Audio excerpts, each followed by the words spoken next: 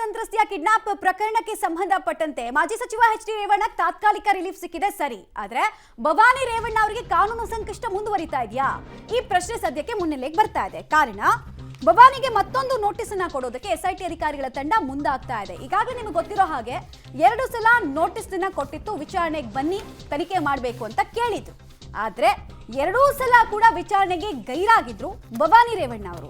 So 3ನೇ ಸಲ ಇದೇ ಪ್ರಕರಣಕ್ಕೆ ಸಂಬಂಧಪಟ್ಟಂತೆ ಅವರನ್ನ ಮತ್ತೊಮ್ಮೆ ವಿಚಾರಣೆಗೆ ಕರೆಯುವಂತಹ ಸಾಧ್ಯತೆ, ತಯಾರಿ ಎರಡೂ ಕೂಡ ಇದೆ ಅನ್ನೋದು ತಿಳಿದು ಬರ್ತಾ ಇರುವಂತಹ ವಿಚಾರ ಆಗ್ತಾ ಇದೆ. ಈ ಸಲ ಬರ್ತಾರಾ? ಬಿಕಾಸ್ ಈ ಸಲದ ಚಿತ್ರಣ ಬೇರೆ ಇದೆ. ಆಮೇಲೆ ಇಡೀ ಪ್ರಕರಣದ ದಿಕ್ಕು ದೆಸೆ ಬದಲಾಗಿದೆ. ಒಂದ್ ಕಡೆಗೆ ಆ ಸಂತ್ರಸ್ತೆ ಕೊಟ್ಟಿರುವಂತಹ ಹೇಳಿಕೆ ಅಂದ್ರೆ ಆ ವಿಡಿಯೋ, ಇನ್ನೊಂದ್ ಕಡೆಗೆ ಅವರ ಪತಿ ಜಾಮೀನಿನ ಮೇಲೆ ಆಚೆ ಬಂದಿದ್ದಾರೆ. ಸೊ ಅಟ್ಲೀಸ್ಟ್ ಈ ಸಲ ಅವರು ವಿಚಾರಣೆಗೆ ಹಾಜರಾಗ್ತಾರಾ? ಮತ್ತೆ ಇಲ್ಲೊಂದು ಟೆಕ್ನಿಕಲ್ ಪ್ರಶ್ನೆ ಕೂಡ ರೈಸ್ ಆಗ್ತಾ ಇದೆ. ದೂರುದಾರ ಕೊಟ್ಟಿರುವಂತಹ ಕಂಪ್ಲೇಂಟ್ ನ ಆಧರಿಸಿ ಇಲ್ಲಿ ಆಯಾಮವನ್ನ ಅಂದ್ರೆ ತನಿಖೆಯ ಆಯಾಮವನ್ನ ಇಟ್ಕೊಂಡಿದ್ದಾರೆ ಎಸ್ಐಟಿ ಅಧಿಕಾರಿಗಳು, ಅಥವಾ CRPC 161 ಸ್ಟೇಟ್ಮೆಂಟ್ ನಲ್ಲಿ ಸಂತ್ರಸ್ತೆ ಕೊಟ್ಟಿರುವಂತಹ ಹೇಳಿಕೆಯನ್ನ ಆಧರಿಸಿ ಇವರನ್ನ ವಿಚಾರಣೆಗೆ ಕರೀತಾ ಇದ್ದಾರೆ ಅನ್ನುವಂತಹ ಪ್ರಶ್ನೆ ಕೂಡ ಇದೆ. ಬಟ್ ನೋಡ್ಬೇಕು ಅವರು ಈ ಸಲ ಬರ್ತಾರಾ ಅಥವಾ ಗೈರಾಗ್ತಾರಾ ಅನ್ನೋ ಪ್ರಶ್ನೆಗೆ ಇನ್ನೂ ಕ್ಲಾರಿಟಿ ಅವರ ಆಪ್ತ ವಲಯದಲ್ಲಿ ಕೂಡ ಸಿಕ್ಕಿಲ್ಲ. ಬದಲಾದ ಸನ್ನಿವೇಶದಲ್ಲಿ ತಮ್ಮ ನಿರ್ಧಾರವನ್ನ ಬದಲಾಯಿಸಿ ಅಧಿಕಾರಿಗಳ ಮುಂದೆ ಸಹಕಾರ ಕೊಡ್ತಾರಾ? ಇಲ್ಲಿ ತನಕ ಇವರಿಂದ ಅಸಹಕಾರ ಸಿಗ್ತಾ ಇದೆ ಅಂತ ಕೇಳಲ್ಪಡ್ತಾ ಇದ್ದಂತಹ ವಿಚಾರ. ಅವ್ರು ಕೊಡ್ತಾ ಇದ್ದಿದ್ದು ಹೆಲ್ತ್ ರೀಸನ್, ಆದ್ರೆ ಅಧಿಕಾರಿಗಳು ತನಿಖೆಯನ್ನ ನಾವು ಪ್ರಗತಿ ಮಾಡಕ್ಕಾಗ್ತಾ ಇಲ್ಲ, ಕಾರಣ ಅಕ್ಯೂಸ್ಡ್ಗಳು ಇವರ ಹೆಸರನ್ನ ಪದೇ ಪದೇ ತಗೊಳ್ತಾ ಇದ್ದಾರೆ. ಈಗ ಆಲ್ರೆಡಿ ನಮ್ಮ ಕಸ್ಟಡಿಯಲ್ಲಿ ಇದ್ದಂತಹ ಅಕ್ಯೂಸ್ಡ್ಗಳು ಇವರ ಹೆಸರನ್ನು ತಗೊಂಡಿದ್ದಾರೆ ಅಂತೆಲ್ಲ ಹೇಳ್ತಾ ಇದ್ರು. ಸೊ ಏನ್ ಮಾಡ್ತಾರೆ?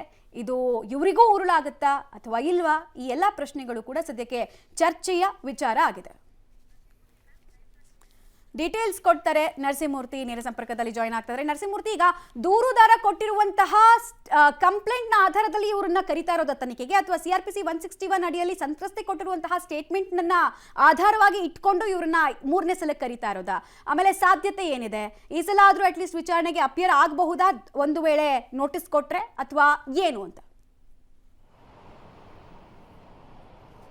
ಮಮತಾ, ಕಿಡ್ನಾಪ್ ಪ್ರಕರಣದಲ್ಲೂ ಸಹ ಭವಾನಿ ಹೆಸರನ್ನ ಉಲ್ಲೇಖವನ್ನ ಮಾಡಲಾಗಿದೆ. ಅಂದ್ರೆ ಅವರ ಜೊತೆ ಕೆಲಸ ಮಾಡ್ತಿದ್ರು, ಹಿಂದೆ ಕೂಡ ಅವರು ಸಾಕಷ್ಟು ಬಾರಿ ಕರೆಸ್ಕೊಂಡಿದ್ರು ಅಂತೇಳಿ. ಅದರ ಜೊತೆಗೆ ಹೊಳೆ ನರಸೀಪುರ ಪೊಲೀಸ್ ಠಾಣೆಯಲ್ಲಿ ದಾಖಲಾಗಿರ್ತಕ್ಕಂಥ FIR ಏನಿದೆ IPC 354 ಅಲ್ಲೂ ಕೂಡ ಅವರ ಹೆಸರು ಉಲ್ಲೇಖವಾಗಿದೆ. ಹೀಗಾಗಿ ಸಂತ್ರಸ್ತ ಮಹಿಳೆಯರು ಕೊಟ್ಟಂತಹ ಹೇಳಿಕೆಯ ಆಧಾರದ ಮೇಲೆ ಇವರಿಂದ ಒಂದಷ್ಟು ಹೇಳಿಕೆಯನ್ನು ಪಡೆದುಕೊಳ್ಳುವ ಸಂದರ್ಭವಾಗಿ ಪೊಲೀಸರು ನೋಟಿಸನ್ನು ಕೊಟ್ಟಿರ್ತಾರೆ.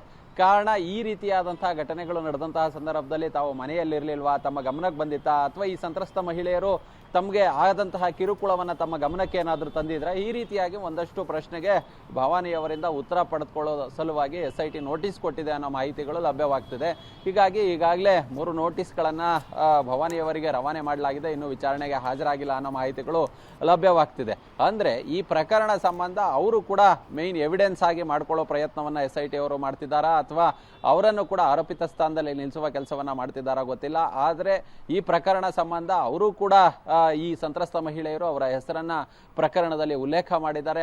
ಅವರು ಇದ್ರು ಆ ಸಂದರ್ಭದಲ್ಲಿ ಅನ್ನೋ ನಿಟ್ಟಿನಲ್ಲಿ ಕೂಡ ಕೆಲವರು ಹೇಳಿದ್ದಾರೆ ಅನ್ನೋ ಮಾಹಿತಿಗಳು ಲಭ್ಯವಾಗ್ತಿದೆ. ಹೀಗಾಗಿ ಈ ಒಂದು ಘಟನೆಗಳು ನಡೆದಂತಹ ಸಂದರ್ಭದಲ್ಲಿ ಅಥವಾ ಇವರಿಗೆ ಆದಂತಹ ಕಿರುಕುಳಗಳ ಬಗ್ಗೆ ತಮಗೆ ಅರಿವಿತ್ತೆ ಅನ್ನೋ ನಿಟ್ಟಿನಲ್ಲಿ ಮಾಹಿತಿಯನ್ನ ಪಡೆಯುವ ಸಲುವಾಗಿ SIT ನೋಟಿಸ್ ಅನ್ನ ಕೊಟ್ಟಿದ್ದಾರೆ. ಬಹುಶಃ ಇನ್ನು 1 ಅಥವಾ 2 ನೋಟಿಸ್ ಒಳಗೆ ಭವಾನಿಯವರು ಹಾಜರಾಗಬಹುದು ಅನ್ನೋ ಒಂದು ವಿಶ್ವಾಸವನ್ನ SIT ಅಧಿಕಾರಿಗಳು ವ್ಯಕ್ತಪಡಿಸುತ್ತಿದ್ದಾರೆ. ಮಮತಾ, ರೈಟ್, ಧನ್ಯವಾದ ನರಸಿಂಹಮೂರ್ತಿ ತಮ್ಮ ಮಾಹಿತಿಗಾಗಿ.